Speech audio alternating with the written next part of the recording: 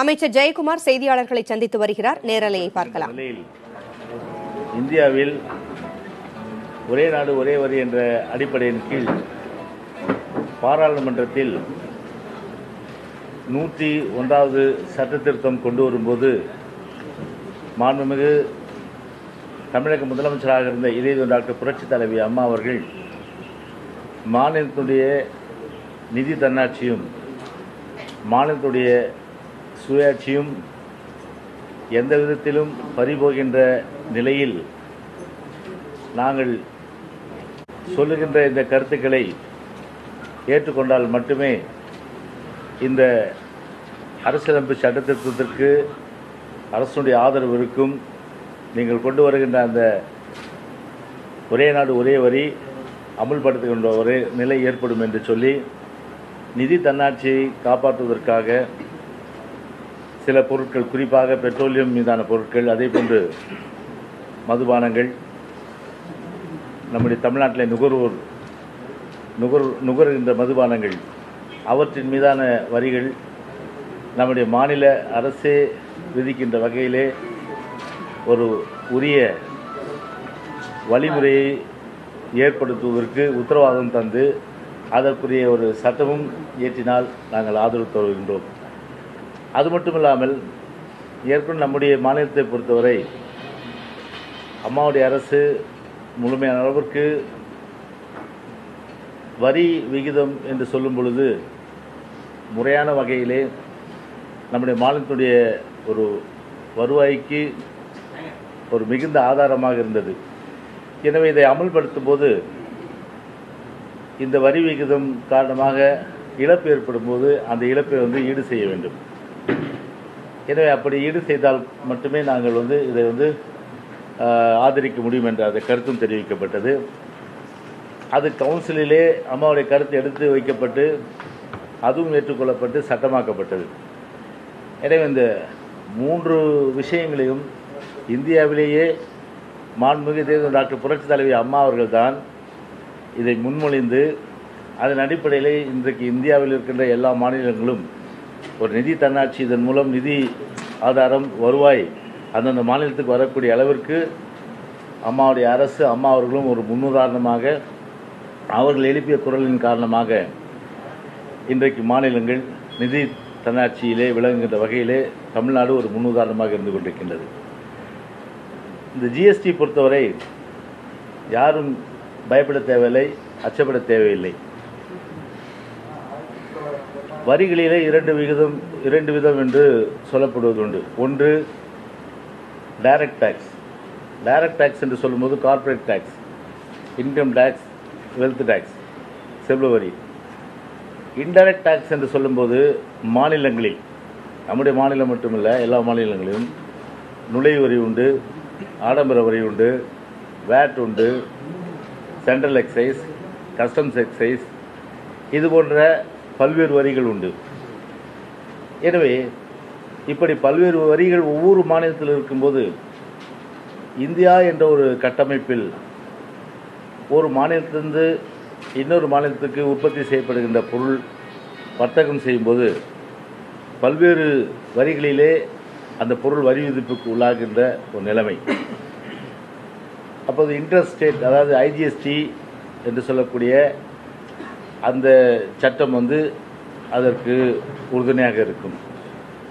எனவே அப்படிப்பட்ட நிலையில் ஒவ்வொரு மாநிலத்தை தாண்டும் போது, உதாரணமாக வடக்கில் ஒரு பொருள் உற்பத்தி செய்யப்பட்டு அது ஒவ்வொரு மாநிலமாக தாண்டி வரும்போது ஏறக்குறைய ஒவ்வொரு மாநிலத்திலும் அவர்கள் அந்த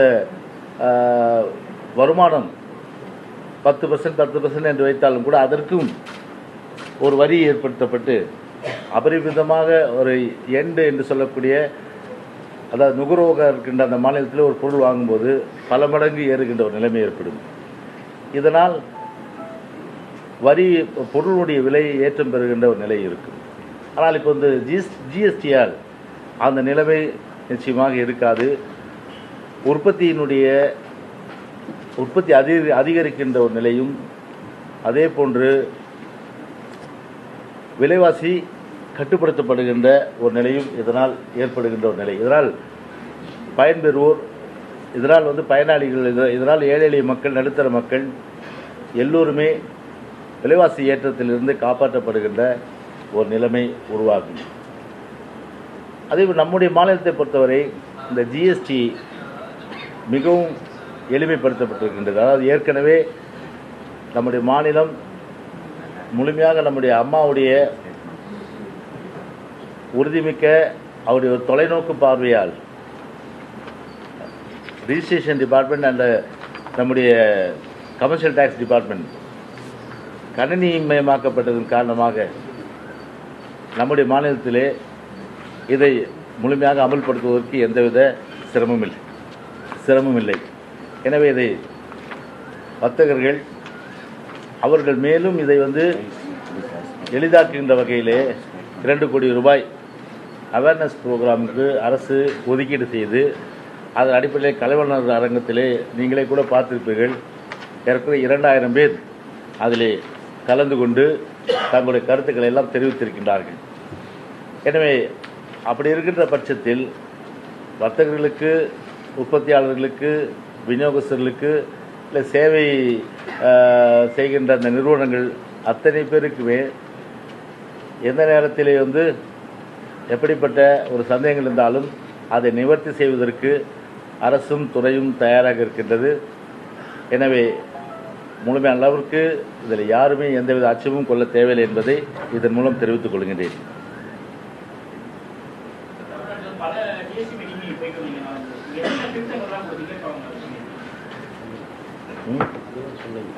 அதான் இப்போ ஏற்கனவே நான் சொன்னது, நம்முடைய அம்மா அவர்கள் பிரதானமாக இருப்பது நம்முடைய வரி வருவாய், அது பாதிக்கக்கூடாது.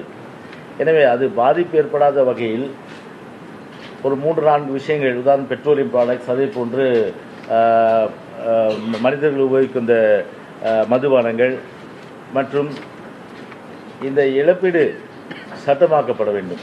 அதாவது இன்றைக்கு சொல்லுவார்கள், ஆனால் இன்னொரு 50 ஆண்டு காலம் 100 ஆண்டு காலம் ஆகும்போது வெவ்வேறு அரசுகள் வரும்போது அது நிலை மாறுகின்ற ஒரு நிலை ஏற்படும்.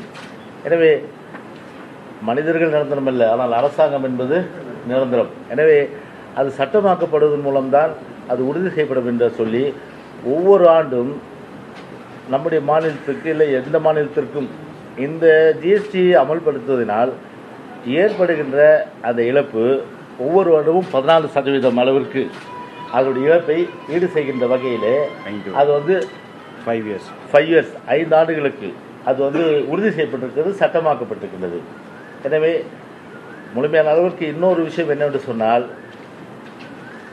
நம்முடைய தமிழ்நாடு ஒட்டுமொத்த இந்தியாவிலும் சரி, வணிகர்கள், அது சிறு வணிகர்கள், அதே போன்று விநியோகஸ்தர்கள், வியாபார பெருங்குடி மக்கள் நலன்கள் பாதுகாக்கப்பட்டிருக்கின்றது.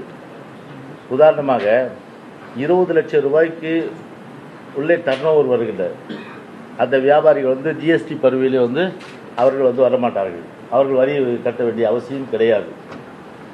அதே போன்று 75 லட்சம் ரூபாய்க்கு டர்ன் ஓவர் செய்கின்றவர்கள் அவர்கள் 1%, 2%, 5%, அதாவது உற்பத்தி, விநியோகம், சேவை, இந்த அடிப்படையில் வரி விகிதம் செய்யப்பட்டிருக்கிறது. எனவே இந்த அடிப்படையில் பார்க்கும்போது இந்த 75 லட்சம் ரூபாய் டர்ன் ஓவர் என்ற அடிப்படையில் பார்க்கும்போது ஒட்டுமொத்தமாக ஹையஸ்ட் ஸ்லாப் என்று பார்த்தால் 5% டேக்ஸ் வருது, மினிமம் 1% டேக்ஸ் வருது. எனவே இதில் எந்த அளவுக்கு இதில் அவருடைய நலன் பாதுகாக்கப்பட்டிருக்கு என்பது நிச்சயமாக இதன் மூலம் நீங்கள் உணர முடியும். சார், நேற்று ஃபெர்டிலைசர்ஸ் ஒரு செகண்ட் சார், நேற்று ஃபெர்டிலைசர்ஸ் 12 to 5% தான் குறைச்சிருக்காங்க. இப்போ பட்டாசு நம்ம ரெப்ரசன்ட் பண்ணலையா? ரெப்ரசன்ட் ஸ்டேட்டில் மட்டும் தான் பட்டாசு ரொம்ப பண்ணுறோம்.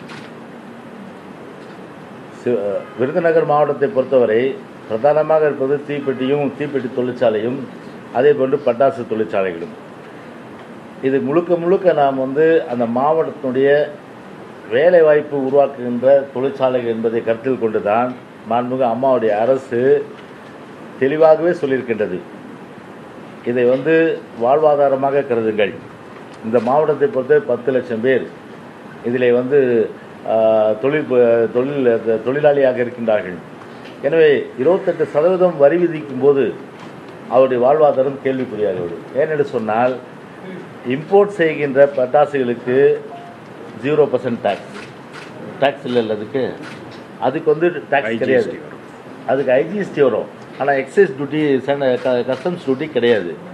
அப்படி என்று சொன்னால் வெளிநாட்டிலிருந்து, சீன நாட்டிலிருந்து பட்டாசுகள் இறக்குமதி செய்து நம்முடைய வந்து விருதுநகர் மாவட்டம் பாதிக்கின்ற ஒரு நிலை ஏற்படக்கூடாது என்ற வகையிலே தொடர்ந்து அழுத்தம் கொடுக்கப்பட்டு வந்து நேற்று கூட அது அழுத்தம் கொடுக்கப்பட்டுள்ளது.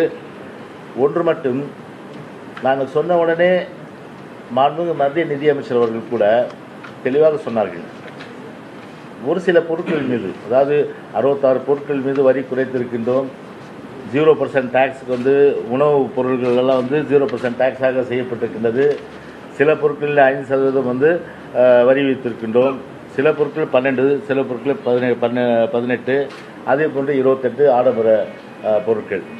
ஆனால் இந்த பொருட்கள் மீது வரி விதிக்கப்பட்டதில் அதிலே வந்து நடைமுறைப்படுத்தும் போது நியாயமான காரணங்கள், அதனால் வந்து ஒரு தொழிற்சாலையோ இல்லை ஒரு வேலை வாய்ப்பு பறிபோகின்ற நிலை இருக்குமானால், தொழில் பாதிப்புக்குள்ளாகிற நிலைமை ஏற்பட்டு அந்த சூழ்நிலை வருமானால் அதை மீண்டும் ஆய்வுக்கு உட்படுத்தலாம். அதுதான் வந்து ஒரு முக்கியமான விஷயம்.